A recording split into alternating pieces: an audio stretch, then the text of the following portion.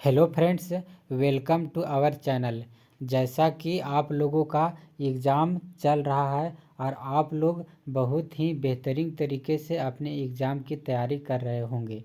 आपके एग्ज़ाम को ध्यान में रख कर मैंने एसएसटी पेपर का वीडियो श्रृंखला लेकर लगातार आ रहा हूं। इसी बीच एक और वीडियो लेकर आया हूं जिससे आपको निश्चित रूप से एग्ज़ाम हॉल में लाभ होगा। फ्रेंड्स, आप लोगों की एग्ज़ाम ख़त्म होने के तुरंत बाद पॉलिटेक्निक की क्लास कराई जाएगी, तो आप लोग चैनल से जुड़े रहे, चैनल को सब्सक्राइब करें, लाइक करें।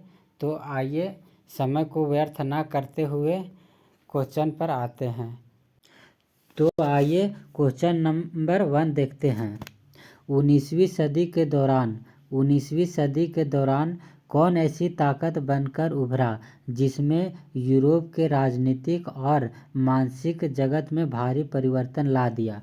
तो देखते हैं इसका आंसर क्या होगा। पहला में है उदारवाद, दूसरा में है साम्यवाद, तीसरा में है राष्ट्रवाद, चौथा में है निरंकुशवाद। तो इसका सही आंसर क्या हो जाएगा? इसका सही आंसर हो जाएगा ऑप्शन सी, यानी कि राष्ट्रवाद।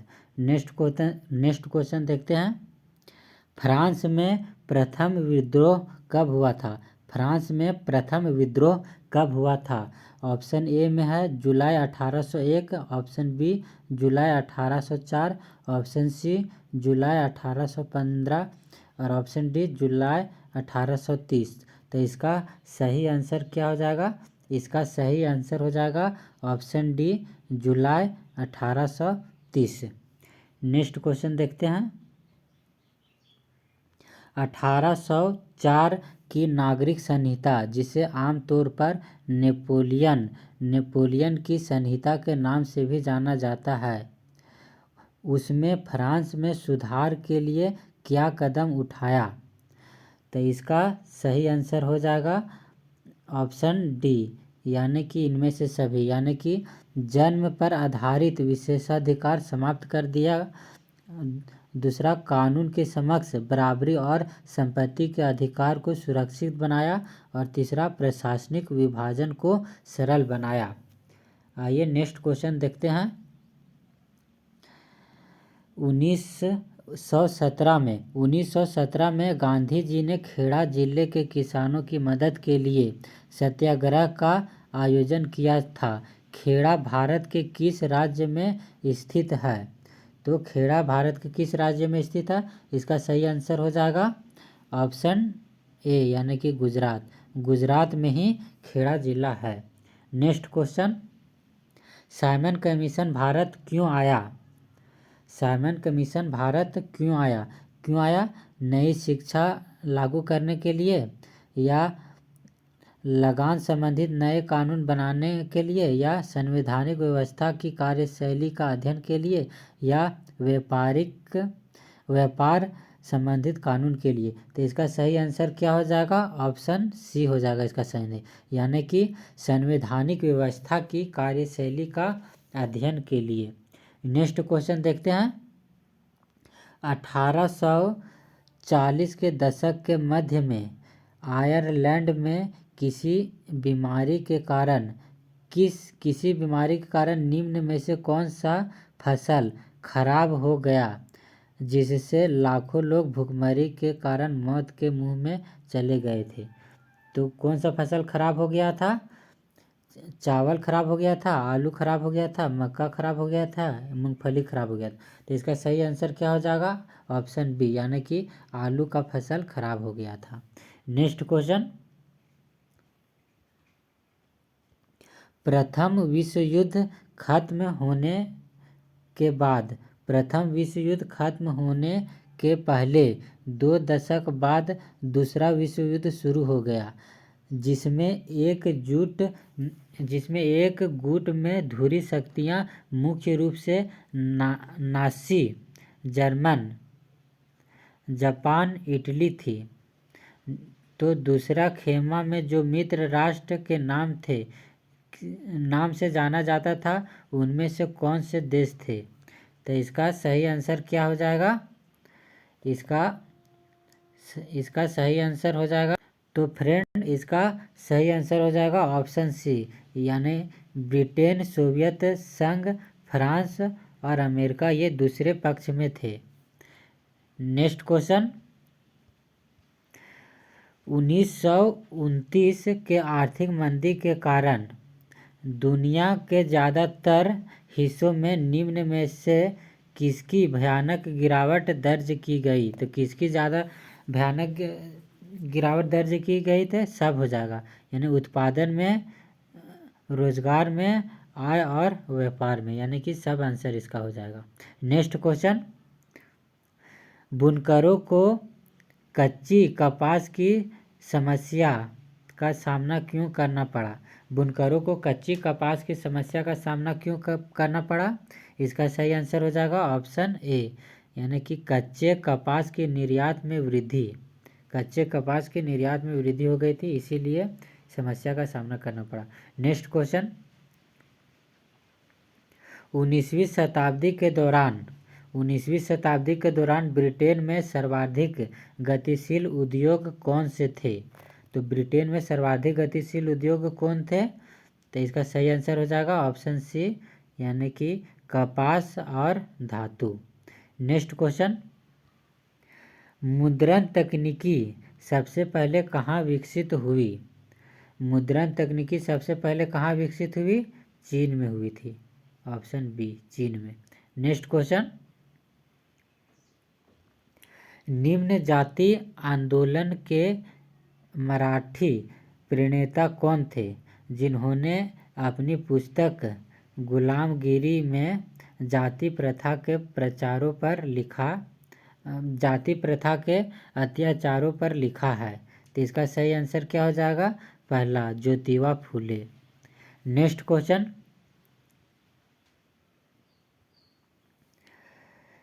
समाप्यता के आधार पर संसाधनों को दो भागों में बांटा जाता है, यानी कि समाप्त होने वाला है उसके आधार पर संसाधनों को दो भागों में बांटा गया है, उसका नाम क्या है? इसका सही आंसर हो जाएगा नवीकरणीय और अनवीकरणीय संसाधन। नेक्स्ट क्वेश्चन, संसाधनों के अंधाधुंध शोषण से किस प्रकार का वैश्विक पारिस्थितिकी संकट पैदा हो गया है? तो किस प्रकार से संकट पैदा हो गया है? यानी भूमंडलीय ताप भी बढ़ गया है, ओजोन क्षरण अक्षय हो गया है और पर्यावरण भी प्रदूषण हो गया है। फ्रेंड्स, यदि आपको वीडियो का कंटेंट अगर पसंद आ रहा होगा तो वीडियो को लाइक कर दें। यदि आप पूरा वीडियो देख लेते हैं तो निश्चित रूप से आपको एग्ज़ाम में इसकी सहायता होगी। क्वेश्चन नंबर 15, वनों और वन्य जीव का संरक्षण करना आवश्यक है क्योंकि वन और वन्य जीव को संरक्षण करना आवश्यक है। क्यों आवश्यक है? क्योंकि पारिस्थितिकी विविधता बनी रहती है, जीवन साध्य संसाधन जल, वायु और मृदा बनी रहती है, बेहतर जनन के लिए वनस्पति और पशुओं की जीनी विविधता को सुरक्षित रखती है। तो इसका सही आंसर क्या हो जाएगा? ऑप्शन डी, सभी। नेक्स्ट क्वेश्चन, वन और वन्य प्राणियों के संरक्षण के लिए किस प्रकार के वनों को सर्वाधिक मूल्यवान माना जाता है? वन और वन्य प्राणियों के संरक्षण के लिए किस प्रकार के वन्य को सर्वाधिक मूल्यवान माना जाता है? तो इसका सही आंसर क्या हो जाएगा? Rakshit one, option D. Next question, प्रचुर मात्रा में जल उपलब्ध होने के बावजूद जल किन कारणों से प्रदूषित और मानव उपयोग के लिए खतरनाक बनते जा रहे हैं? तो किस लिए खतरनाक बनते जा रहे हैं? इसका सही आंसर ऑप्शन डी, यानी घरेलू और औद्योगिक अपशिष्टों को मिलने से, रसायनों को अधिक प्रयोग से, कीटनाशकों और कृषि में प्रयुक्त उर्वरकों के प्रयोग से। नेक्स्ट क्वेश्चन देखते हैं, मानसून के आगमन के साथ जो फसलें बोई जाती है वे किस फसल के अंतर्गत आई जाती है। मानसून के समय जो फसल बोई जाती है उसे किस नाम से जाना जाता है, तो उसे खरीफ फसल के नाम से जाना जाता है, यानी कि जो वर्षा ऋतु में बोई जाती है। नेक्स्ट क्वेश्चन, पवन और सौर ऊर्जा संसाधन की बहुतायत भारत के किस राज्य में अधिक पाई जाती है, तो इसका सही आंसर हो जाएगा राजस्थान में। राजस्थान में पवन और सौर ऊर्जा संसाधन बहुत ज़्यादा मात्रा में पाई जाती है। नेक्स्ट क्वेश्चन, जल उर्वरकों के अधिक और अविवेकपूर्ण प्रयोग से किस प्रकार की समस्या पैदा हो गई है। जल उर्वरकों को अविवेकपूर्ण प्रयोग करेंगे तो किस प्रकार से समस्या पैदा हो जाएगी, तो इसका सही आंसर हो जाएगा सभी, यानी कि जलाक्रांता उत्पन्न हो जाएगी, लवणता उत्पन्न हो जाएगी और सूक्ष्म पोषक तत्व की कमी हो जाएगी। नेक्स्ट क्वेश्चन, औद्योगिक विकास की रीढ़ के रूप में किस खनिज को महत्वपूर्ण माना जाता है। किसका महत्वपूर्ण है, मतलब कोयला को महत्वपूर्ण माना जाता है, या लौह अयस्क को, या पेट्रोलियम को, या बॉक्साइट को, तो इसका सही आंसर क्या हो जाएगा, लौह अयस्क को महत्वपूर्ण माना जाता है। नेक्स्ट क्वेश्चन, निम्न में से किस प्रकार के खनिजों का प्रयोग आणविक ऊर्जा के उत्पादन में किया जाता है, तो इसका सही आंसर हो जाएगा ऑप्शन ए, यूरेनियम और थोरियम। यूरेनियम और थोरियम से आणविक ऊर्जा उत्पन्न किया जा सकता है। नेक्स्ट क्वेश्चन, वायु प्रदूषण निम्न में से किस पर अपना दुष्प्रभाव डालता है। वायु प्रदूषण किस पर अपना दुष्प्रभाव डालता है, मानव स्वास्थ्य पर, पशुओं पर, पौधों पर, या सभी पर, तो इसका आंसर क्या हो जाएगा, सभी पर दुष्प्रभाव डालता है। तो आइए नेक्स्ट क्वेश्चन देखते हैं। बेल्जियम में अल्पसंख्यक के रूप में किस भाषा के बोलने वाले लोगों की तुलना में ज़्यादा समृद्ध और ताकतवर रहे हैं, तो इसका सही आंसर हो जाएगा फ्रेंच। नेक्स्ट क्वेश्चन, जब 1956 में श्रीलंका में कानून बनाया गया तो उनमें किन किन बातों को जोड़ा गया, तो इसका सही आंसर हो जाएगा सभी, यानी कि सिल्ही को एकमात्र राजभाषा घोषित कर दिया गया, सरकारी नौकरियों में सिल्हियों को प्राथमिकता दी गई, बौद्ध मत को संरक्षण और बढ़ावा दिया गया। नेक्स्ट क्वेश्चन, निम्न में से कौन कार्यपालिका विधायिका द्वारा बनाए गए कानून पर अंकुश करता है, तो इसका सही आंसर हो जाएगा न्यायपालिका। न्यायपालिका जो है वह कार्यपालिका और न्यायपालिका द्वारा बनाए गए कानून पर अंकुश लगाता है। नेक्स्ट क्वेश्चन,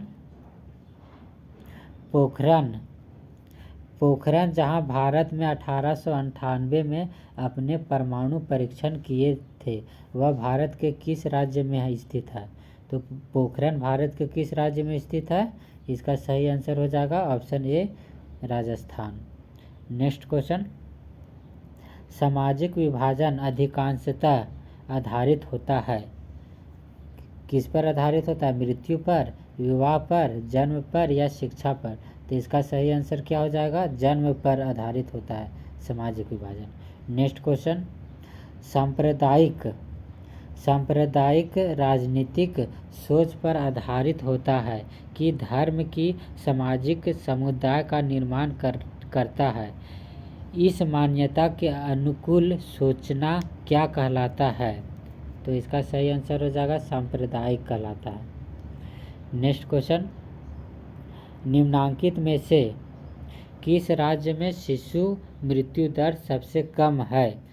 शिशु मृत्यु दर सबसे कम किस राज्य में है, तो केरल में शिशु मृत्यु दर सबसे कम है। नेक्स्ट क्वेश्चन, निम्नांकित में से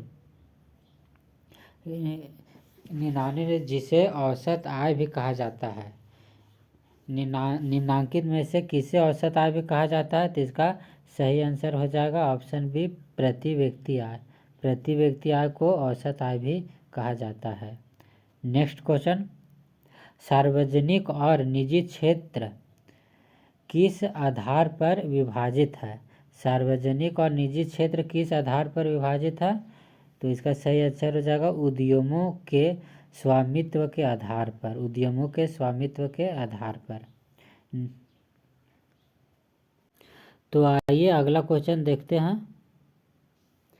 कौन सा क्षेत्र भारत में सबसे बड़े रोजगार उत्पादक क्षेत्र के रूप में जाना जाता है? तो कौन सा क्षेत्र सबसे ज़्यादा रोजगार उत्पादक करता है? इसका सही आंसर हो जाएगा डी, प्राथमिक क्षेत्र। प्राथमिक क्षेत्र में सबसे अधिक रोजगार मिलता है। नेक्स्ट क्वेश्चन, निम्न में से कौन मध्यवर्ती भूमिका प्रदान करके आवश्यकताओं के दोहरे संयोज की जरूरत को खत्म कर देती है? तो इसका सही आंसर हो जाएगा ऑप्शन वे, मुद्रा। नेक्स्ट क्वेश्चन, सामान्यतया बहुराष्ट्रीय कंपनी उसी के स्थान पर उत्पादन इकाई स्थापित करती है जहाँ पर क्या होता है, बाजार नज़दीक हो, कम लागत पर श्रमिक उपलब्ध हो, उत्पादन के अन्य कारक उपलब्ध हो। तो इसका क्या आंसर हो जाएगा, सभी। नेक्स्ट क्वेश्चन,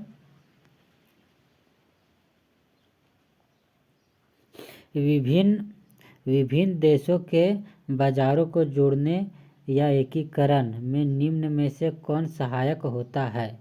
तो इसका सही आंसर हो जाएगा विदेशी व्यापार। नेक्स्ट क्वेश्चन,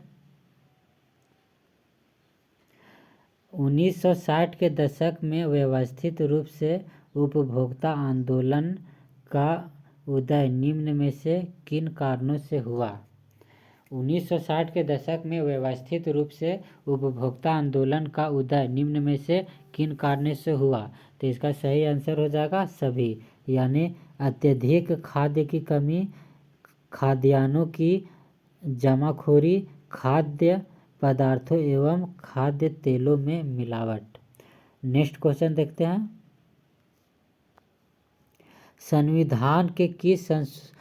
संविधान के संशोधन करके लोकतांत्रिक शासन व्यवस्था के तीसरे स्तर को किस प्रकार बनाया गया है? तो किस प्रकार बनाया गया है, शक्तिशाली और प्रभावी। इसका सही आंसर ये हो गया। नेक्स्ट क्वेश्चन, अन्य जाति समूहों से विभेद और उन्हें अपने से अलग मानने की धारणा निम्न में से किस व्यवस्था पर आधारित है? तो इसका सही आंसर हो जाएगा वर्ण व्यवस्था, ऑप्शन ए, वर्ण व्यवस्था। नेक्स्ट क्वेश्चन,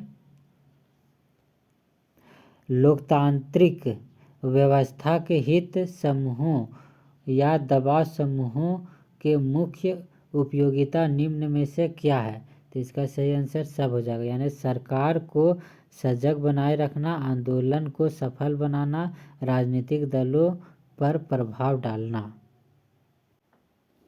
फ्रेंड्स, आप कुछ ऑब्जेक्टिव क्वेश्चन के साथ साथ कुछ सब्जेक्टिव क्वेश्चन भी देख लें, जिससे आपको किसी भी तरह की एग्जामिनेशन हॉल में समस्या ना हो। इसी को ध्यान में रखकर कुछ सब्जेक्टिव क्वेश्चन भी लेकर आया हूँ, इसे भी देख ले, जिससे आपको निश्चित रूप से लाभ होगा।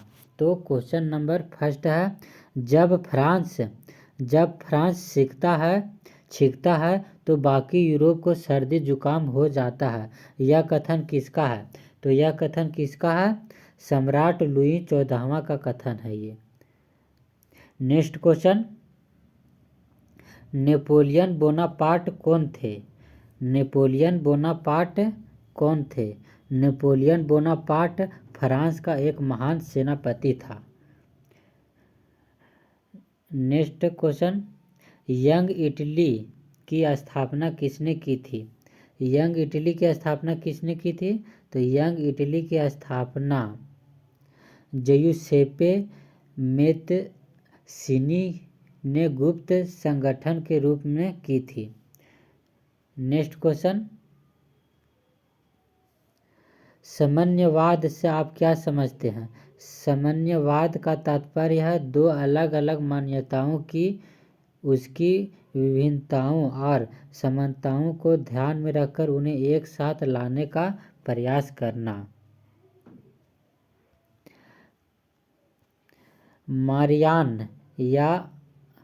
मारियान और जर्मेनिया कौन थे?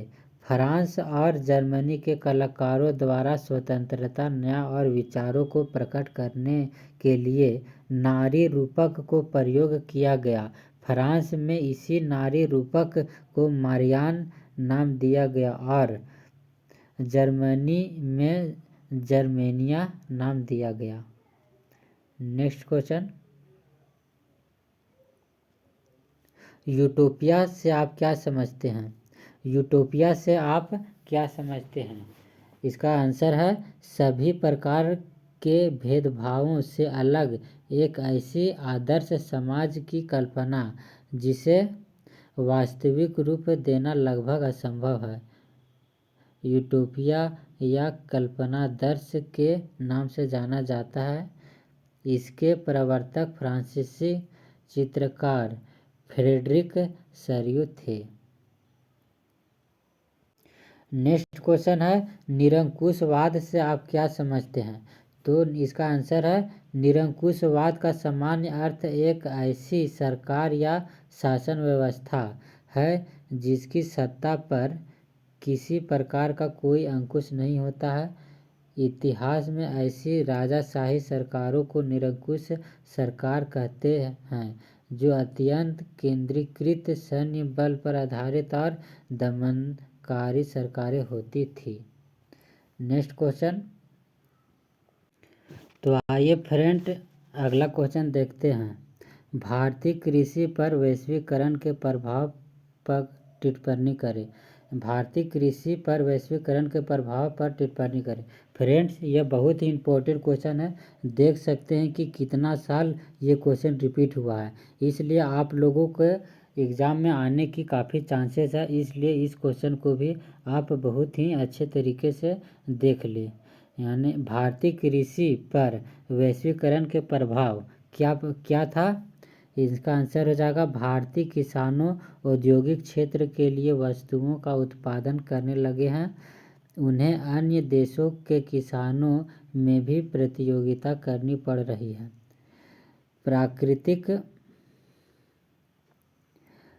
प्राकृतिक जलवायु की अनुकूल दशाओं, मृदा दशाओं, नए उपकरणों, कुशल श्रम की उपयोग करने विश्व बाजार में टिकने के लिए उच्चतम कोटि का उत्पादन करना पड़ रहा है।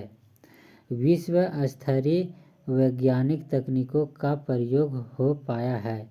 विद्युत, सिंचाई, साख सुविधाओं का आवश्यक पूर्ति हेतु विश्व स्तर पर भारत सरकार को भी सोचना पड़ रहा है। तो आइए अगला क्वेश्चन देखते हैं। रोपण कृषि क्या है? रोपण कृषि क्या है, इसकी एक विशेषताओं को बताइए। फ्रेंड्स ये भी क्वेश्चन आप लोगों के लिए बहुत ही इम्पोर्टेंट है, इसलिए इस क्वेश्चन को भी अच्छे तरीके से देख लें। इसका आंसर हो गया बड़े पैमाने पर की जाने वाला एक फसली कृषि जिसमें कारखानों के समान उत्पादन और पूंजी निवेश होता है और कृषि के कच्चे माल के संसाधन में तथा तैयार माल के विपणन में आधुनिक विज्ञान और प्रौद्योगिकी का उपयोग किया जाता है। दोस्तों आप लोगों का क्वेश्चन देखकर पता चल रहा होगा कि यह क्वेश्चन कितना इम्पोर्टेंट है। आप लोग वीडियो को पूरा देख ले जिससे आपको एग्ज़ाम में काफ़ी लाभ मिल सके। आप लोग वीडियो को लाइक करें, सब्सक्राइब करें और चैनल को आगे बढ़ाएं। धन्यवाद।